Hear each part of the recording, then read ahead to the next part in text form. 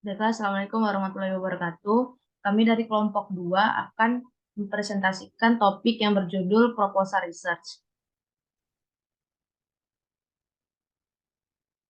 Untuk topik dan bahasannya, yang pertama itu maksud dan tujuan, yang kedua pemahaman latar belakang dan masalah, dan yang terakhir susunan proposal.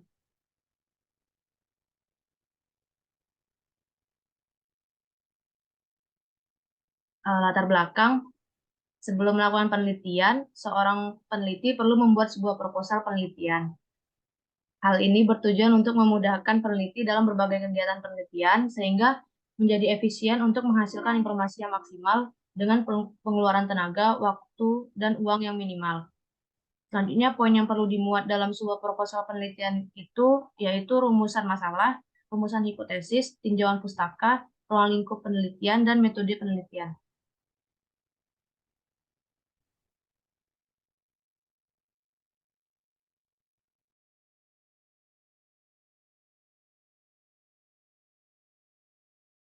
Selanjutnya adalah maksud dan tujuan. Next slide.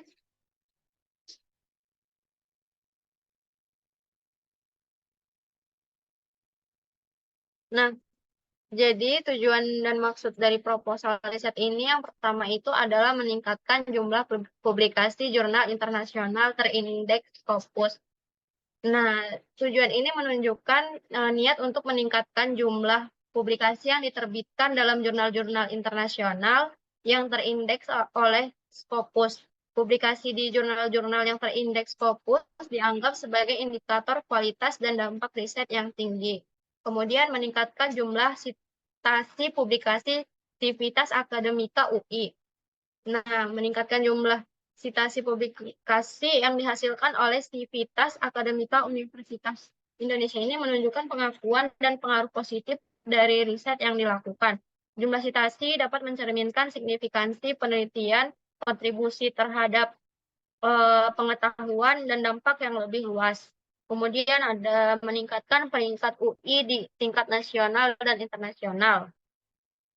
Ini untuk menunjukkan upaya menjadikan UI sebagai institusi pendidikan yang berkualitas dan memiliki reputasi yang baik. Peringkat universitas biasanya mencerminkan kualitas pendidikan, penelitian, dan kontribusi universitas terhadap masyarakat dan dunia akademik. Kemudian ada meningkatkan keterlibatan mahasiswa dalam riset-riset dosen. Nah, tujuan ini menunjukkan niat untuk mendorong partisipasi aktif mahasiswa dalam kegiatan riset yang dilakukan oleh dosen.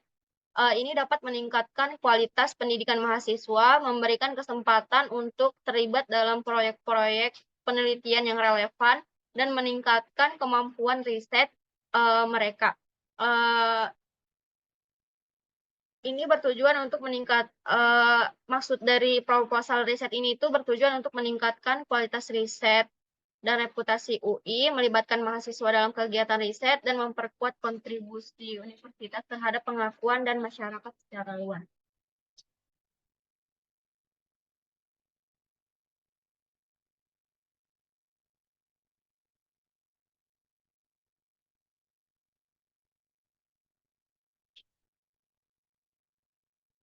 Selanjutnya, pemahaman latar belakang dan masalah. Pemahaman latar belakang dan masalah. Yang pertama, latar belakang. Nah, belakang berisi hal-hal yang berupa argumentatif, teoritis, ataupun argumentatif yang bersifat praktis, tetapi bukan alasan yang bersifat pribadi. Nah, bagian ini harus dapat mengantarkan pembaca pada masalah atau topik yang dibahas dan menunjukkan signifikan masalah atau topik yang dibahas.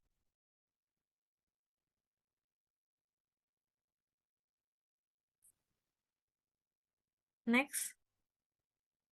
Penulisan bagian latar belakang dapat dilakukan dengan berbagai cara, diantaranya dimulai dengan pengetahuan yang bersifat umum atau teori yang relevan dengan masalah atau topik yang dibahas. Yang kedua, pertanyaan retoris yang dapat mengantarkan pembaca pada masalah atau topik yang dibahas.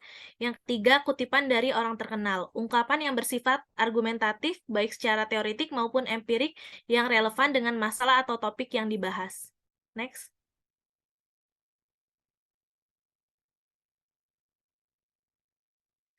Masalah atau topik bahasan. Bagian ini berisi masalah atau topik bahasan yang memerlukan pemecahan, penjelasan, atau penegasan lebih lanjut.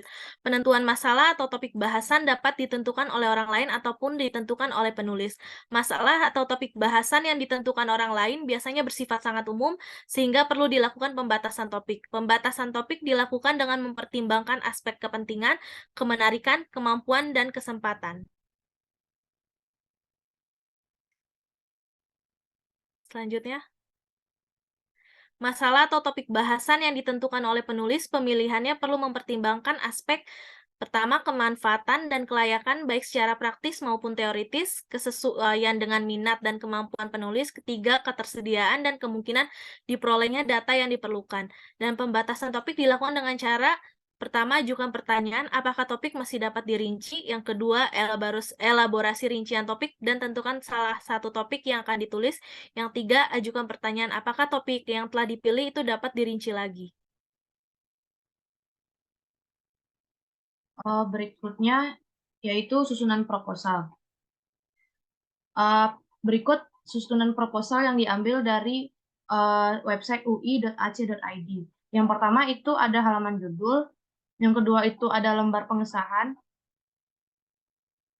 yang ketiga itu ada substansi maksimal dibatasi 3 halaman yang berisi ada topik prioritas, terus judul, abstrak, latar belakang, tujuan riset, kebaruan, metodologi, target luaran publikasi, pustaka, dan kata kunci. Selanjutnya itu ada rencana anggaran biaya dan rinciannya.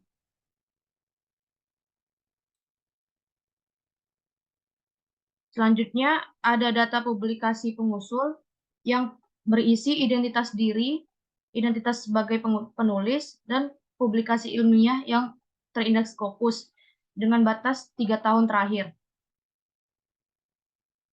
Selanjutnya ada surat pernyataan periset utama dan surat pernyataan periset anggota atau pembantu perisetnya. Nah, lampiran yang ke-9 ini contoh dari Letter of Agreement atau LOA. Dan berikutnya itu ada contoh acknowledgement.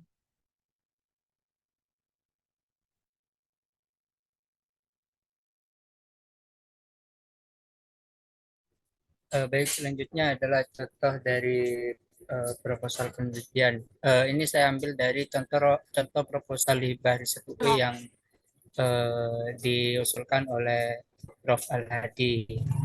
Jadi di sini ada bagian sampulnya, ada bagian judul, terus ada ketua penelitinya, terus ada anggota peneliti. Kemudian untuk di lembar pengesahan, sama seperti yang sebelumnya dijelaskan sama si Indah,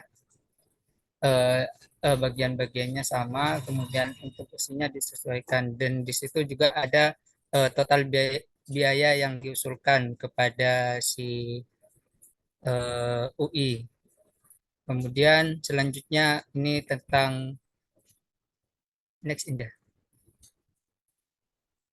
Nah, di topik prioritas biasanya di putih itu udah ngasih topik-topik yang akan apa diterbitkan gitu. Jadi ada topik-topiknya, kita nyesuaiin topik mana yang sesuai sama yang kita ingin ajukan. Kemudian ada bagian judul, terus abstraknya, kemudian ada latar belakang, terus tujuan riset, kebaruan, metodologi.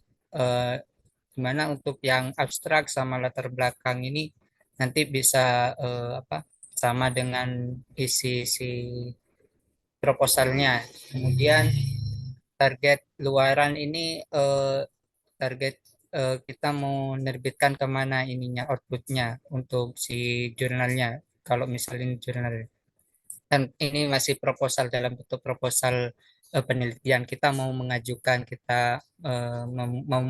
sebuah penelitian gitu.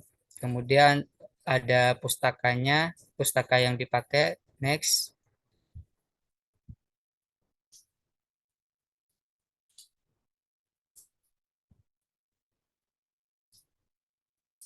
Kemudian ada rancangan anggaran biaya RAB. Nah, Di sini ini ada rancangan biaya-biaya yang dibutuhkan, dana-dana yang dibutuhkan selama proses penelitian tersebut. Seperti contohnya nih, biaya untuk apa, biaya ATK, terus biaya eh, bahan habis pakai, biaya perjalanan, seperti itu. Kemudian data publikasi pengusul. Nah, di publikasi pengusul ini yang jadi ketua penelitinya. Kemudian ada di dalamnya itu ada identitas diri, identitas sebagai penulis, terus publikasi ilmiahnya yang tadi dijelaskan 3 tahun terakhir yang terindeks Scopus. Kemudian next,